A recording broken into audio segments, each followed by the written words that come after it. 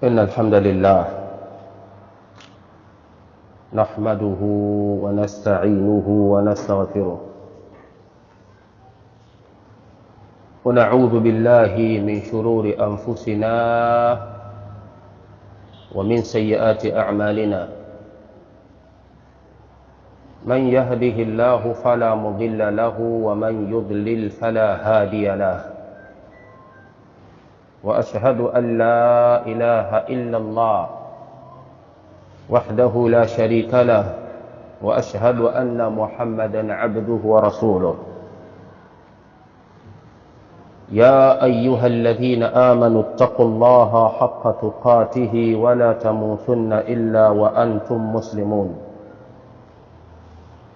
يا أيها الناس اتقوا ربكم الذي خلقكم من نفس واحدة وخلق منها زوجها وبث منهما رجالا كثيرا ونساء واتقوا الله الذي تساءلون به والأرحام إن الله كان عليكم رقيبا.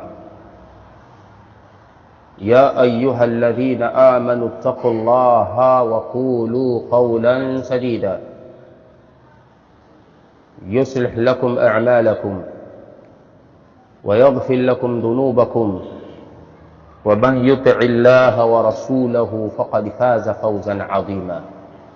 أما بعد فإن أحسن الكلام كلام الله وخير الهدي هدي محمد صلى الله عليه وآله وسلم وشر الأمور محدثاتها فإن كل محدثة بدعة وكل بدعة ضلالة وكل ضلالة في النار ثم أما بعد. Katika mwezi wa Juni, mwezi wa 6 katika mwaka 1930 palianzishwa kitu ambacho kimekuwa maarufu katika dunia nzima, kiasi ambacho kwa wakati huu ambao tunazungumza mataifa takriban 42-44 yametega macho yao na masikio yao kwa kuwashuhudia mashujaa wao kama wanavyodai. Lau kama ungekuwa ushujaa unapatikana katika mambo hayo, basi wapo wakiwafuatilia mashujaa wao katika kitu ambacho kimekuja kujulikana kama al-Ka'sul Alam, kombe la dunia la mchezo wa mpira wa miguu. Kwa sasa hilo linaloitwa kombe la dunia ni mzee wa miaka 96 tokea mwaka 1930 mpaka sasa mwaka 2026. Manake huyu ni mzee mwenye miaka 96. Hebu mweke katika viwango vya wazee. Make wazee wamegawanyika mafungu mawili. Kuna mzee wa busara na hikma ambaye ni rejea kwa watu. Wanapotatizika jambo lolote huwa wanamtafuta mzee kwenda kuchukua hikima zake.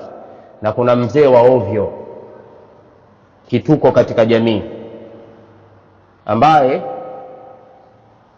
kila mwaka ukiongezeka anakereka na kuongezeka miaka, anatamani kama zama zingerudi. Hapendi kuitwa mzee, na kama utamuita mzee basi muite mzee wa kisasa, au ongeza neno lolote la kumpamba pamba ili naye aonekane bado yupo. Mzee huyu wa kombe la dunia ni mzee wa ovyo, ambapo kila shari zimekusanyika kwake. Maovu yote ndio mwenendo wake, tabia mbaya zote ndio sehemu ambapo zinakulia na kumea, na ndani yake zinapatikana au yanapatikana munkarati nyingi mno kwenye haki za Allah tabaraka wa taala, na kwa haki za kijamii pia, na haki za dini. Munkarati nyingi zinakusanyika kwenye kuvunja haki hizi ambazo nimezitaja. Nikaita hutuba yangu ya leo majma' al-munkarat في الكأس العالم، مجمع المنكرات في الكأس العالم, mkusanyiko wa maovu yanayopatikana kwa munasaba wa kombe la dunia chini ya vivuli vya Qur'ani na Sunna. Na naomba Waislamu ambao nyinyi mmesilimu kwa Mola wenu, katika nyoyo zenu, matamko yenu na hisia zenu na akili zenu, matashi yenu, mwenendo wenu, mmeusalimisha kwa Allah subhanahu wa ta'ala, pamoja na kwamba mnapitia vipindi vya kuvutwa na jamii. Ikifikia vipindi kama hivi, basi Waislamu nao wanakuwa ni wanajamii, wanashiriki kila kilichopo mbele yao pasina kuchunga mipaka ya Mola wao wala mipaka ya mtume wao wala mipaka ya dini yao. Sasa nawaomba Allah, pimeni matukio yenu ya dunia kwa vipimo vya Kiislamu. Vile vipimo vya Kiislamu vinavyopitisha, basi ndio iwe hayo mambo ya dunia yaendeshwe kwa mujibu wa Uislamu. Msilazimishe kuuvuta Uislamu huo unafatana na hawa zenu kwenye mambo yenu ya dunia, eti kwa sababu ni jambo lililokuwa lina mvuto mkubwa kwa watu wengi duniani, kwa tulazimishe na Uislamu nao pia ufuatane na haya kwa sababu watu wengi wamevutika nayo. La, tuangalie Uislamu unasemaje, ili kombe la dunia linafanyaje, alafu tuseme kwa mujibu wa Uislamu hiki na hiki na hiki hakifai.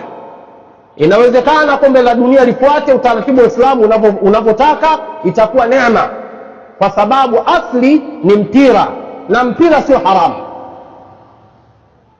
Lakini yale yaliyoambatanishwa na mpira huu, kama nilivyoaita, ni majma'al munkarat, ni maovu mengi mno kwa mujibu wa Qur'ani na Sunna. Sasa tuyasome haya maovu moja baada ya jingine, alafu wewe uwepo upande wa huku kwenye dini, usiwepo upande wa huko kwenye hayo, ili tarehe kama ya jana ambapo kombe hili limefunguliwa, mpaka tarehe kama hiyo mwezi Julai kombe limekwisha, chukua mizani ya hesabu yako. Wale malaika alkatibin walioandika matendo yako kuanzia kombe la dunia linaanza mpaka kombe la dunia linaisha, hesabu yako inasomaje? Na kama utaki kujihesabu wewe mwenyewe sasa hivi, basi subiri, utakwenda kuhesabiwa. Wama dhalika ala Allahi biaziz, ili jambo la kuhesabu waja wake Mola wako kwake sio zito. Wa inna alaykum lahafidhin kiraman katibin ya'lamuna ma taf'alun, mnao walinzi watukufu wenye kuandika, wanajua yote mnayoyatenda na wanaandika. Hivi ni kweli malaika waandishi wanakuwa likizo kipindi cha ushabiki wa mipira, kiasi ambacho wanakuwa katika mapumziko hawaandiki matendo ya washabiki wa mpira? Na kama unataka kujua fatwa hakika kuhusiana na masala ya mpira, mimi nakusomea maneno ya Abdullah ibn Abbas radhiyallahu ta'ala anhuma. Alipokuja mtu mmoja wa miziki kuja kumuuliza Abdullah ibn Abbas radhiyallahu anhuma, nini hukumu ya mziki? Abdullah ibn Abbas radhiyallahu anhuma akamwambia ni haram. Yule bwana akatoka kageuka kachukia, hakupenda fatwa ile, akamwambia ya akhi ta'al, njoo ndugu yangu, araaita law anna alhalala walharama yawm alqiyama inda Allah rabbil alamin aina yakunu alaghani? Umeshindwa kunielewa kwa maneno yangu mafupi yenye kueleweka yaliyokuwa wazi. Hebu nikusaidie akili yako uweze kufanya kazi. Unaonaje kwenye hadhara ya Allah siku ya kiyama? Zimeletwa halali zote mbele ya Allah na zimeletwa haramu zote mbele ya Allah. Niambie wewe, mziki utakuwa upande gani? Nani anathubutu aseme kwamba mziki utakuwa upande wa halali siku ya kiyama? Kipi halali kwenye mziki? Ikhwani, unaonaje kama zimeletwa halali zote na haramu zote kwenye hadhara ya Allah siku ya kiyama? Hili kombe la dunia linawekwa kwenye kundi gani? Kuna mtu atathubutu atasema inawekwa kwenye kundi la vitu vya halali siku ya kiyama? Ikhwani, munkari wa kwanza, idhaatu salawati. Na katika maelezo ambayo nimeyapata, sababu nimeanza kuzungumza hii mada hapa muda wa sehemu ya 3, sehemu nilizotangulia kuongeza, wachangiaji wameniambia maneno haya yafuatayo. kombe la dunia la mwaka huu baya zaidi kwenye upande wa swala, hasa salatu al-fajr.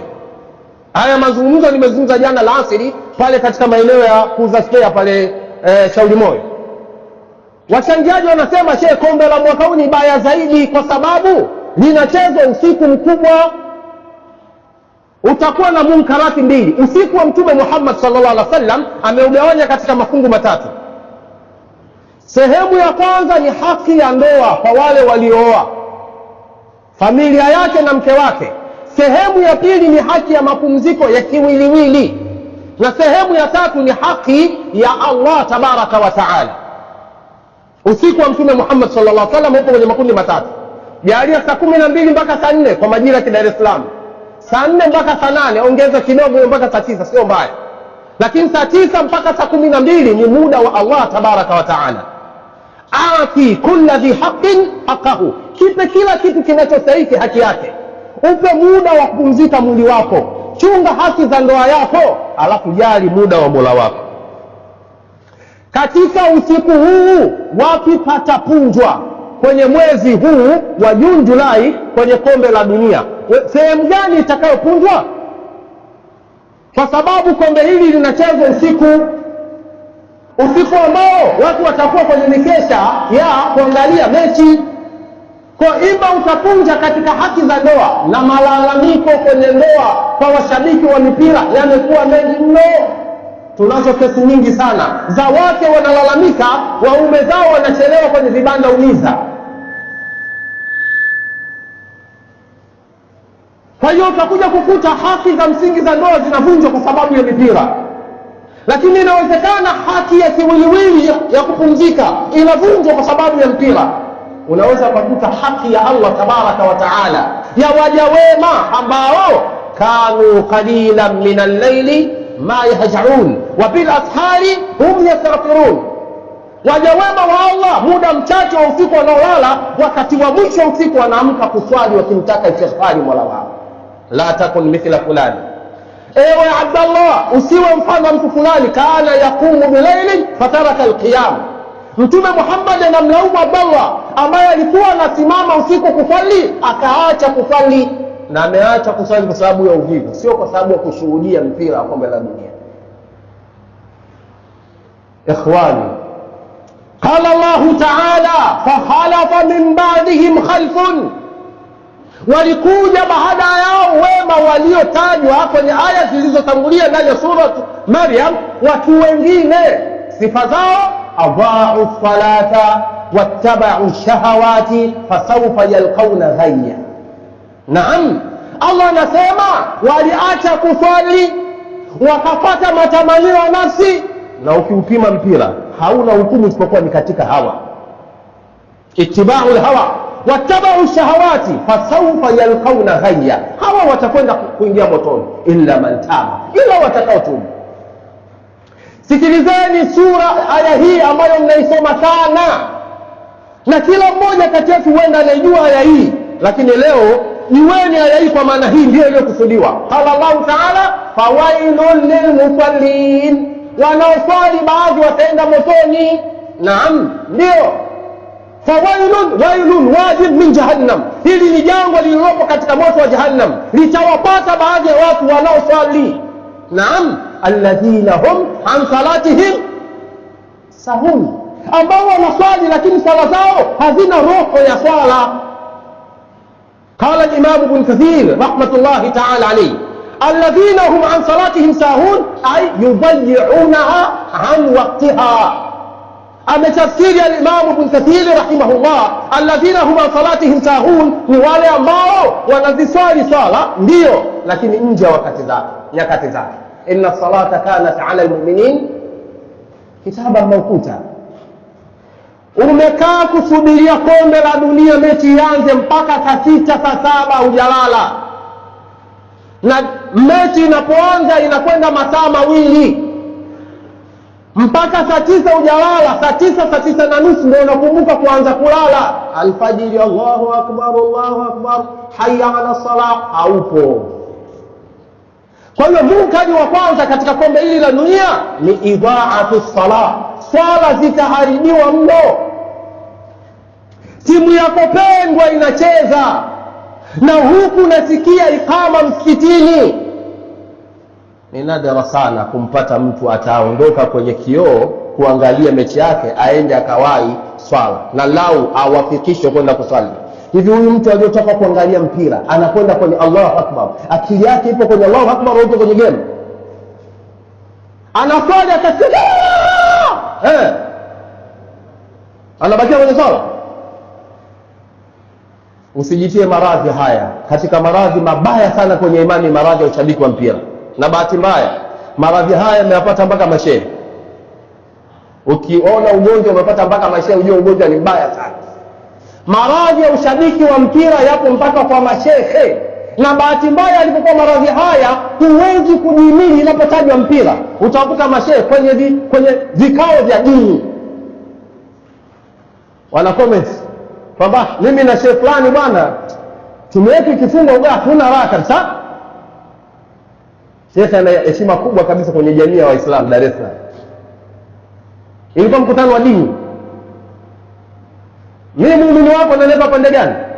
Wewe timu yako ikifunga unaumia sana. Mimi muumini wako ni upande gani katika hizo pande zenu mbili za klabu kubwa Dar es Salaam? Ikiwa wewe unaumia timu yako imefungwa, mimi nafurahi timu yangu imeshinda, je, nikukejeli shehe wangu?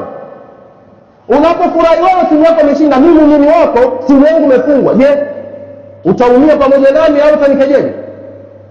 Acheni kufarikisha waumini kwa ushabiki wa mpira. Munkari wa pili katika munkarati kubwa ambazo zinapatikana katika kombe la dunia, yakulu Allahu tabaraka wa taala, wajaat hadhihi al-aya ta'kidan, qul lil mu'minina yaghuddu min absarihim wa yahfadhu furujahum. Kawaida sheria ya Allah anapowahutubia wanaume, khitabu hiyo inakuwa ni wanawake pia. Akimwamrisha mwanamume bila kuhusisha, maamrishano yanakuhusu mwanamume na mwanamke, kwa sababu wote wanakuwa ni katika sima ya waumini. Lakini kwenye aya hii Allah kawataja waumini na wanawake wote, amri hiyo moja. Aya ya kwanza, aya 30 katika sura An-Nur, Allah anasema kumwambia Mtume sallallahu alaihi wasallam, qul lil mu'minin yaghuddu min absarihim wa yahfadhu furujahum dhalika azka lahum, mpaka mwisho wa aya. Aya 31 akasema, wa qul lil mu'minat yaghudduna min absarihinna wa yahfadhna furujahunna, waambie waumini wa kiume wainamishe macho yao na wahifadhi tupu zao, na waambie waumini wa kike wainamishe macho yao wasiangalie katika mambo ya haramu, na wahifadhi tupu zao wasifanye machafu katika matendo ya ovyo. Mtu ambaye anaangalia katika kioo wakati mechi inaendelea, umetokea munkari fulani na wanakupiaga kusudi viji munkari moja katikati ya mechi, unafumba macho. Amri hii na kushikati mbele ya Allah, wa qul lil mu'minina yaghuddu min absarihim. Zile munkarati zilizoonyeshwa jana wakati kombe la dunia linafunguliwa, je, wewe uliinamisha macho yako wakati yanaendelea yale munkarati kwenye kioo?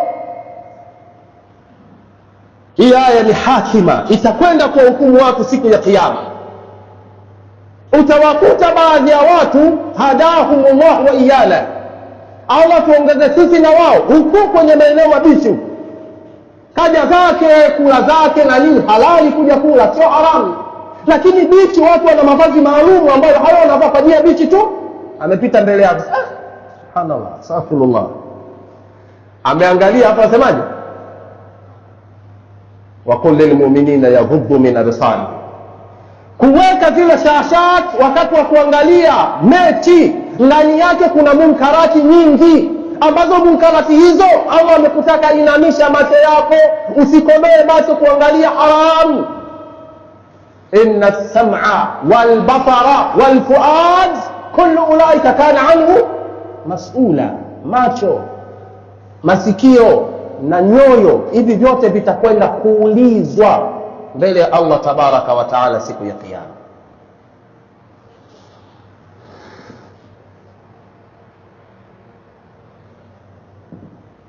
Alhamdulillah ala ihsanihi والشكر له على امتنانه وتوفيقه.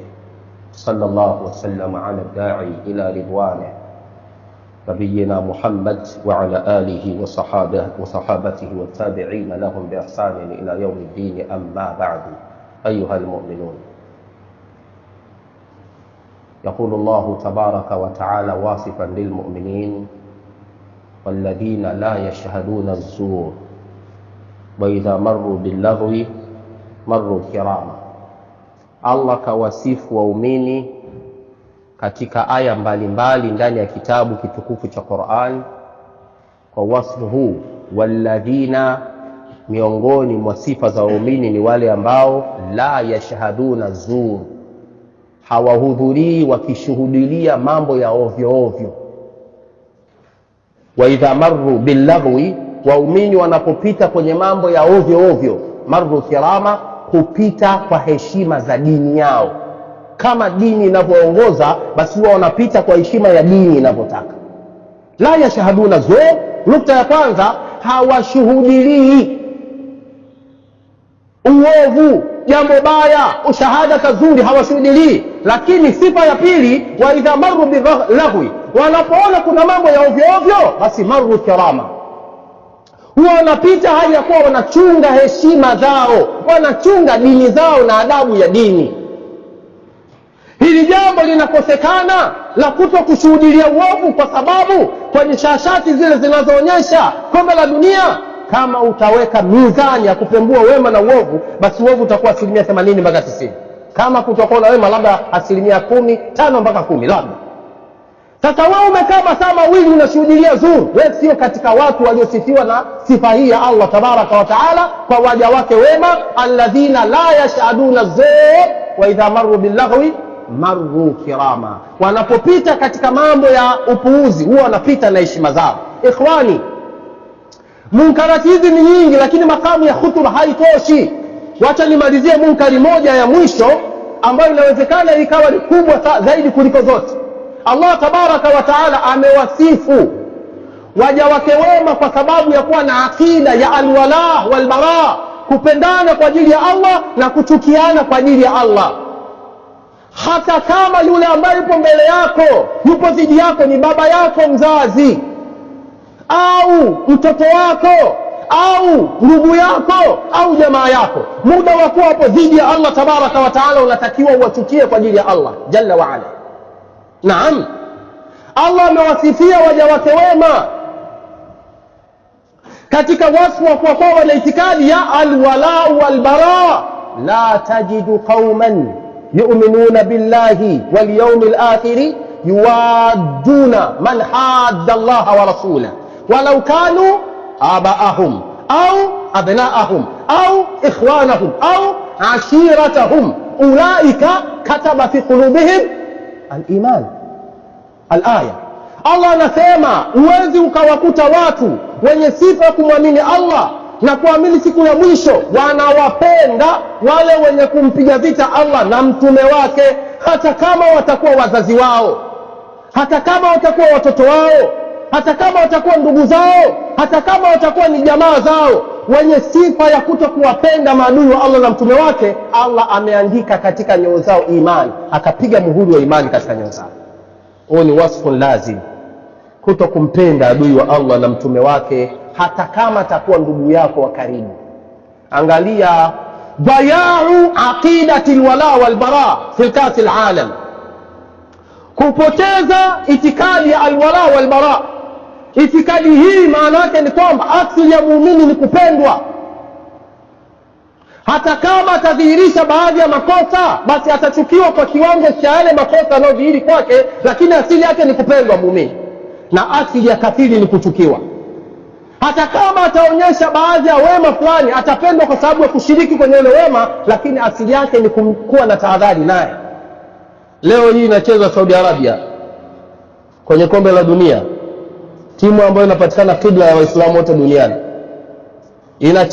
Inacheza mechi hiyo na timu ya Amerika kwa mfano, Ujerumani kwa mfano. Washabiki wa mpira wenye maradhi ya mpira wenu, mnaujua mpira ndani nje, mnakuwa upande gani katika klabu hizi mbili, alwala walbara? Mnakuwa upande gani? Hawa ni Waislamu watupu, wanatoka kwenye kibla ya Waislamu kule, mpira wao ndio unga mwana, sawa? na wale kule ni katika mabingwa wa mpira, na nyinyi mna muyuli zile za mpira, mna hisia zile za mpira, mnajua kwamba fullback fulani huku beki wakati fulani, striker fulani. Mnazipa 100% timu za kikafiri dhidi ya timu za Waislamu. Hii sio katika aqidatul wala wal bara. Katika moja munkari kubwa kabisa, mnakwenda kwa sababu ushabiki wa mpira kuwapenda wasiokuwa Waislamu na kuwachukia Waislamu wenzenu. Hivi leo mshabiki wa Yanga na Simba, mshabiki wa Yanga Muislamu na mshabiki wa Yanga Mkristo, mshabiki wa Simba Muislamu na mshabiki wa Simba Mkristo, wanapokuwa kwenye Simba zao na Yanga zao, hawa kwenye mapenzi, yule wa Yanga Muislamu na yule wa Simba Mkristo, yule wa Yanga Muislamu na yule wa Yanga Mkristo, akida inakuwaje? Atapendana na wa Yanga mwenzake hata kama atakuwa kafiri, na huyu atapendana na wa Simba mwenzake hata kama atakuwa kafiri, dhidi ya timu pinzani hata kama atakuwa muumini wanaoswali msikiti mmoja. Niliwahi kwenda sehemu fulani baada ya dabi kuchezwa, nilikuwa na darasa sehemu, nikakutana na waumini nje wanataniana, wanabezana. Mimi nikafanya maudhui yangu wa darasa ni maudhui ya kuto kumkejeli Muislamu. Yule aliyokuwa na beza wenzake baada ya darasa naye akawa anachangia, anasema shekhe, mimi napenda kuwakera tu. Nikamwambia walladhina yu'dhuna almu'minina walmu'minati bighairi maktasab. Wewe unataka kuwakera tu. Allah anasema wale wanaowaudhi waumini wa kiume na waumini wa kike patina makosa, faqad ihtamalu buhtanan wa ithman adhim. Allah anasema umebeba buhtanan wa ithman adhima, ithman mubina, kwa sababu ya kukusudia kumkera, lakini lugha zilizozoeleka sana kwenye ushabiki wa Simba na Yanga. Na wakera hawa leo, kero kwa muumini ni haramu. Kwa hiyo tunapoteza akida alwala walbara kwa sababu ya ushabiki wa mpira, na hili linadhihiri kwenye kombe la dunia. Nasallallahu husna alkhatima. Subhanakallahumma bihamdik, la ilaha illa anta, astaghfiruka wa atubu ilaik. Wa sallallahu wa sallam ala nabiyyina Muhammad wa ala alihi wa sahabatihi wa sallam, walhamdulillahi rabbil alamin, wa jazakumullahu khairan.